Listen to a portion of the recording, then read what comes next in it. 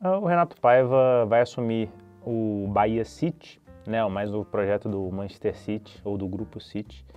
E a expectativa em torno do Renato Paiva é um pouco parecida com a do Luiz Castro no Botafogo, né? Agora no Brasil tem todo esse fenômeno das SAFs, né? Aqui em Portugal se chama SAD, mas são as sociedades anônimas de futebol, os clubes empresa. E a expectativa do Bahia é muito investimento a médio prazo, né? A gente não espera que o Bahia faça uma grande movimentação de mercado já agora, mas que talvez nesse ano, no próximo, né, a médio prazo o Bahia faça esse investimento. Então o Renato Paiva vai encontrar um clube que sobe da segunda divisão e com o objetivo, eu acho que não seria exagero dizer, de pelo menos brigar ativamente, por exemplo, por uma briga numa vaga na Copa Libertadores no ano que vem. Pode parecer muito ousado, mas a gente está falando de Grupo City, que é um grupo que sempre busca o sucesso, do clube com maior torcida na região nordeste do Brasil. Então, é um clube de torcida apaixonada, que vinha se estabilizando. O Bahia teve muitas subidas e descidas de divisão, mas ele vinha se estabilizando e acabou rebaixado em 2021. Mas a expectativa é que o Renato Paiva consiga gerir um pouco desse projeto, um pouco como o Luiz Castro fez. Vai ser uma temporada de mudanças, de adaptações.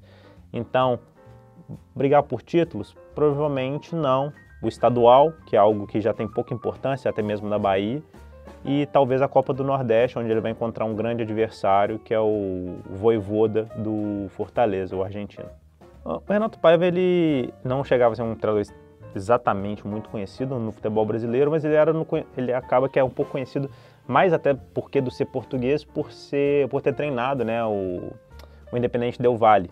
A recepção foi boa, porque na realidade nesse momento chegar um treinador português no Brasil já chega com um pouquinho de grife, vamos dizer assim, né? O futebol brasileiro, a gente estava conversando antes, ele está a caminho de ter 10 treinadores estrangeiros, que é um fenômeno inédito, e desses 10, 7 possivelmente portugueses, né? Fora os portugueses, seriam 2 argentinos e um uruguaio. Mas o Renato Paiva chega com essa credibilidade, porque hoje o treinador brasileiro ele não tem essa credibilidade. Seria difícil, muito difícil, o Bahia encontrar um nome brasileiro que agradasse. Então, por mais que o Renato Paiva não seja um nome muito conhecido, ele chega já com um pouco mais de paciência, um pouco mais de grife, um pouco assim, não, deixa ele trabalhar porque a gente não conhece, então vamos ver o trabalho dele. Então, acho que ele também vai encontrar um ambiente um pouco mais tranquilo ou menos exigente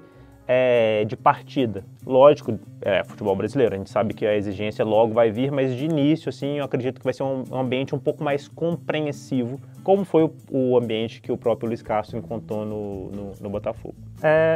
Bom, o Cuiabá, ele surpreende há 2 anos o futebol brasileiro, porque é um clube pequeno que está no maior palco do futebol brasileiro, né, que é a Série A. Cuiabá já é um clube empresa há mais tempo que esses outros, é um clube jovem, se eu não me engano ele não tem 20 anos de fundação.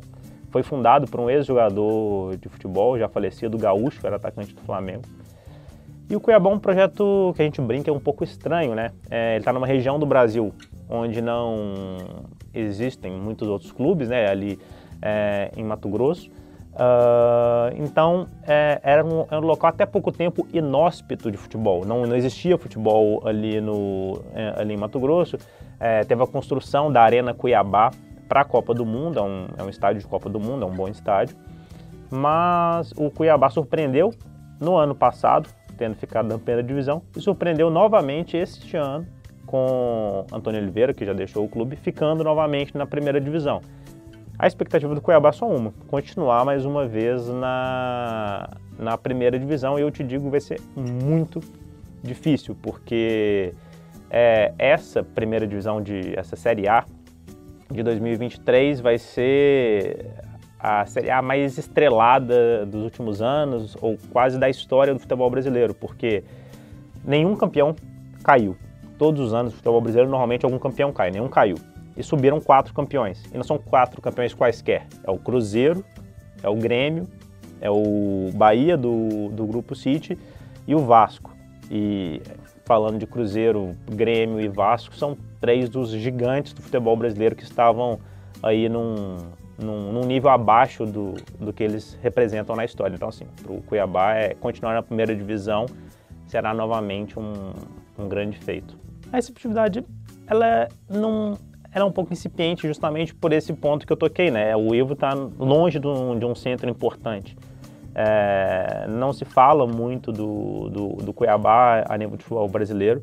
Não seria exagero nenhum dizer que é o clube com menos mídia entre os que disputaram a Série A desse ano ou do ano passado, e vai ser de novo neste ano. Então, assim, é uma escolha um pouco ingrata, eu diria, pro Ivo, porque é difícil você subir de patamar no Cuiabá. Você precisa fazer um trabalho surpreendente, de altíssimo nível, para que notem você lá. O Antônio Oliveira, de certa forma, conseguiu, porque tem expectativa, adiantando já aqui, né, um pouco dele ir para o Curitiba, que com certeza já subiu de patamar. O Curitiba é um clube campeão brasileiro, não está entre os maiores do país hoje, mas é um clube com exigência, é um clube que disputa coisas maiores.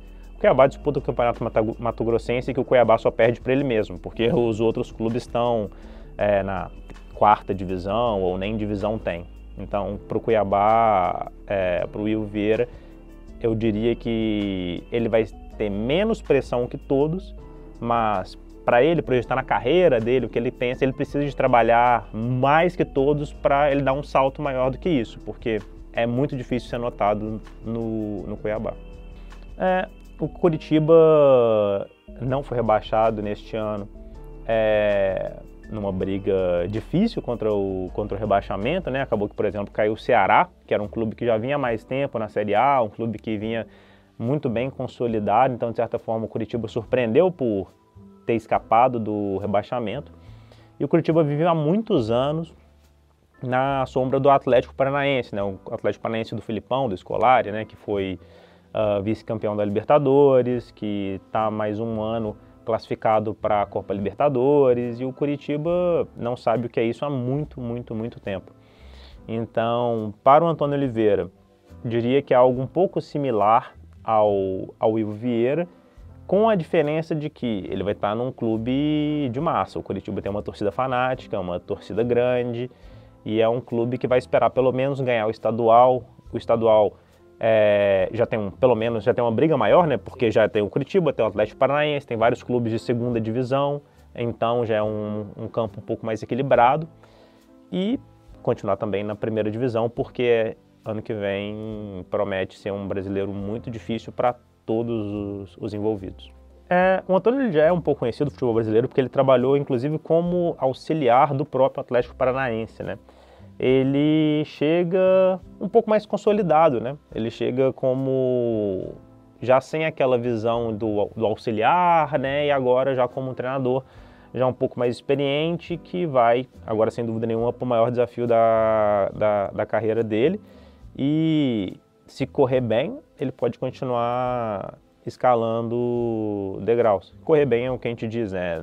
Talvez pescar uma vaga numa Copa Sul-Americana, fazer bons jogos, um bom início de temporada. Até porque o Antônio ele chegou a ter um nome especulado antes no Vasco, que aí seria uma subida de patamar bem grande. O Vasco é um dos 10 que não escolheu treinadores estrangeiros, né? E o Vasco tem um projeto de SAF também, como a gente contou, são investidores norte-americanos. Então, se ele tivesse ido para o Vasco, seria aí um desafio já mais robusto. Mas no Curitiba, diria que ele tem mais tranquilidade para talvez conseguir aí continuar escalando degrau por degrau. É um salto ter saído do Cuiabá para o Curitiba, sem dúvida nenhuma. Bom, o Red Bull Bragantino, de novo, aí parece que tem uma predileção pelos portugueses nesses clubes empresas, esses projetos jovens, novos. E o Red Bull Bragantino é isso, não preciso de explicar muito o que é o projeto da Red Bull. A gente tem o Leipzig, tem o Salzburg e pronto, o Red Bull Bragantino é isso no Brasil. O Red Bull Bragantino veio de 2 anos muito bons, ele disputou a Libertadores deste ano, mas quase ficou fora da Copa Sul-Americana do próximo ano. Ou seja, ele pega o Red Bull Bragantino numa descendente. A expectativa de todos esse ano era que o Bragantino brigasse lá em cima, né, entre os 6 primeiros pelo menos. O Red Bull não passou nem perto disso, fez uma temporada ruim.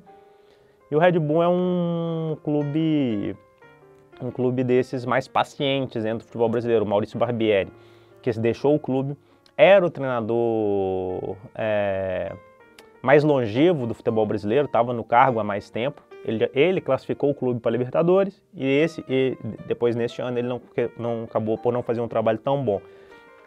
Mas, ou seja, é um clube que tende a deixar o treinador trabalhar. Eu diria assim, o Caixinha, ele vai terminar o ano no Red Bull Bragantino? É sempre uma dúvida isso no Brasil. Eu diria que, se não for desastroso, a tendência é que sim, porque o Red Bull Bragantino ele tenta sempre dar tempo, ter paciência, porque o objetivo não é conquistar títulos, né? O objetivo é um pouco de formação de jogadores. Eles têm jogadores sempre jovens, fazem a ponte para a Europa. Então, vão disputar uma Copa Sul-Americana, um Campeonato Paulista que é muito difícil, é o estadual mais difícil do Brasil. Então, acredito que o objetivo seja aí tentar novamente uma briga por Libertadores, o que não conseguiram no ano passado, neste ano, né, em 2022, e voltar a crescer, porque o Red Bull ele vinha crescendo, ele teve uma queda esse ano, e agora ele é um clube já que não se aposta tanto. É uma boa oportunidade para ser um outsider, assim, para aparecer de onde já não se espera tanto quanto se esperava neste ano. O Caixinha ele surpreendeu muito pelo trabalho no Talheres, né? Então ele chega com essa imagem de um treinador que levou um clube além do que se imaginava. O Talheres é um clube pequeno na Argentina, não tem relevância nenhuma. E, se eu não me engano, foi um dos melhores clubes argentinos na Libertadores deste ano. Então, ele chega no cenário bom para ser o outsider no lugar certo. É o clube que não se espera tanto, para ele tentar fazer a mágica dele acontecer de novo. É o caminho mais tortuoso, né? Podemos dizer assim. O Vitor fez um bom trabalho no Corinthians. Eu, particularmente, gostei muito do que o Vitor mostrou no Corinthians. Eu acho que ele conseguiu imprimir um estilo de jogo, mostrar quem ele é, e ele saiu do Corinthians dizendo que a única coisa que faltou foram os títulos para a relação ter sido perfeita, porque ele mesmo assume que ele conseguiu mostrar quem ele é para o Brasil, e eu acho que o Brasil sabe bem quem é o Vitor Pereira enquanto treinador dentro de campo. Acho que é o maior mérito do Vitor Pereira é ser um treinador que chegou e mostrou o trabalho dele, as convicções táticas dele, o que ele acredita. Ele mostrou isso claramente. A gente pode lembrar de alguns fracassos portugueses também, como o próprio Paulo Souza, ou o Paulo Bento no passado, ou teve o treinador do Avaí também, Augusto Inácio, Sapinto. Esses treinadores passaram pelo futebol brasileiro sem mostrar quem eles eram. O Sapinto saiu do Vasco, mas ninguém sabe o que o Sapinto, como ele performa, o que ele entende de futebol ou não. O Vitor Pereira não. O Vitor Pereira ele estava saindo do Corinthians, né? Agora a tendência é que ele seja anunciado pelo Flamengo nos próximos dias, sabendo o que ele faz. É um treinador que mostrou uma briga boa, né, no Campeonato Brasileiro, na Copa do Brasil, e eu diria que o maior desafio do Vitor Pereira vai ser agora em manejar a antipatia que ele conseguiu gerar no Brasil. Ele comprou uma briga com a torcida do Corinthians, que é a segunda maior torcida do Brasil, e diria um pouco também com a imprensa, né, com os mídias de São Paulo, porque já existe uma rivalidade natural entre Rio de Janeiro e São Paulo. Ele vai estar trocando o Rio de Janeiro por São Paulo, então ele vai ter... eu diria que ele não vai poder reclamar muito, porque às vezes o Abel reclama dos jornalistas, dos analíticos e tudo mais. O Vitor Pereira talvez ele não possa reclamar tanto, porque o Vitor Pereira ele contribuiu um pouquinho, ele não foi tão generoso com ele mesmo, com as falas dele antes de deixar o Corinthians para acabar por acertar com o maior rival interestadual do Flamengo. Vai ser difícil, mas pronto, vai assumir um gigante com todas as condições de ganhar tudo ano que vem, porque o Flamengo rivaliza só com o Palmeiras do Abel. A torcida do Flamengo com um pouco de sentimentos mistos pela saída do Dorival. Mas, de certa forma, por mais que seja estranho, né, o Dorival foi campeão da Libertadores, a torcida do Flamengo também não tinha tantas convicções quanto você possa imaginar com o Dorival. Então, assim, o Vitor Pereira chega com a imagem de um bom trabalho no Corinthians, né? Então, a expectativa dentro da torcida do Flamengo é de um bom trabalho do Vitor Pereira, porque já viu o que ele é capaz. O Flamengo sofreu um pouco com treinadores que chegaram sem saber o que eles eram capazes. O Domenech era o tal auxiliar do Guardiola e não chegou a mostrar grande coisa. O Paulo Souza também não conseguiu. O Rogério Ceni foi campeão brasileiro, mas também saiu sem mostrar quem ele era. Então o Flamengo tem sofrido um pouquinho desde o Jorge Jesus, mesmo tendo sido campeão, com consistência tática. E eu acho que o Vitor Pereira mostrou para todo mundo que ele consegue entregar com sobras, assim. A expectativa de todos é um salto pro Botafogo. O Luiz Castro, ele cumpriu exatamente o que a ele foi proposto e, de certa forma, em dados momentos, isso foi um pouco ingrato, foi um pouco injusto, porque todo mundo sempre pensou que o Botafogo fosse terminar exatamente onde ele terminou, ali mais ou menos em 8º, 10º. Só que para terminar em 8º, 10º, em dados momentos ele ficou um pouco mais para baixo, tentou chegar um pouco mais acima. Então, em dados momentos, o Luiz Castro foi criticado pelo trabalho dele, mas terminou o ano e, de forma muito curiosa, o Luiz Castro está no hype do futebol brasileiro, né? Ele chegou até se falar que ele estaria cotado para a seleção brasileira. Dentro de um trabalho muito honesto, assim, o Botafogo, é bom a gente lembrar, ele assumiu o Botafogo durante o ano, né?